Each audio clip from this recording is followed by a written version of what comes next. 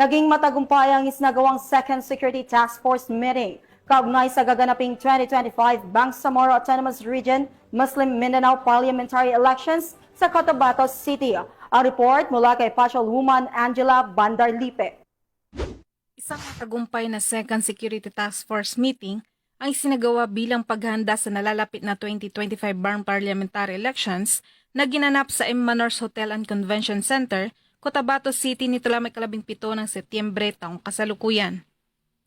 Ito ay personal na dinaluhan ni Police Lieutenant General Edgar Alan Ocobo, Deputy Chief PNP for Operations, Overall Commanders TF 2025 Barn Parliamentary Elections, katuwang sina Police Brigadier General Jason C. D. Guzman, Regional Director ng ProBar, at si Attorney Ray Sumalipaw, Regional Election Director ng Comelec BARM, na kinatawanan ni Attorney Muhammad Nabil Mutya, Regional Election Attorney, Philippine Army, Maritime Group, Philippine Coast Guard, NICA BARM, mga Regional Directors ng Region 9, Region 10, Region 11, Region 12 at Region 13.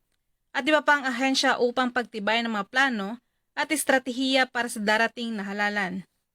Naging talakayan sa naturang pagpupulong ang security assessment, threat identification, deployment plans, coordination mechanisms, logistical preparations, na kung saan ito ay nakatuon sa pagtitiyak ng kahandaan ng lahat ng ahensya upang maging mapayapa, ligtas at maayos ang pagdaraos ng 2025 Barn Parliamentary Elections.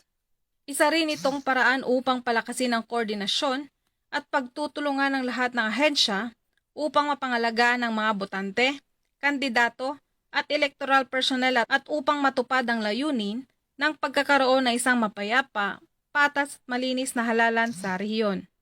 Mula rito sa rehiyon ng Bangsamoro, ako ang iyong PNN correspondent, Patrolwoman Angela Bandarlipe, alagad ng batas, tagataguyod ng Balitang Pulis.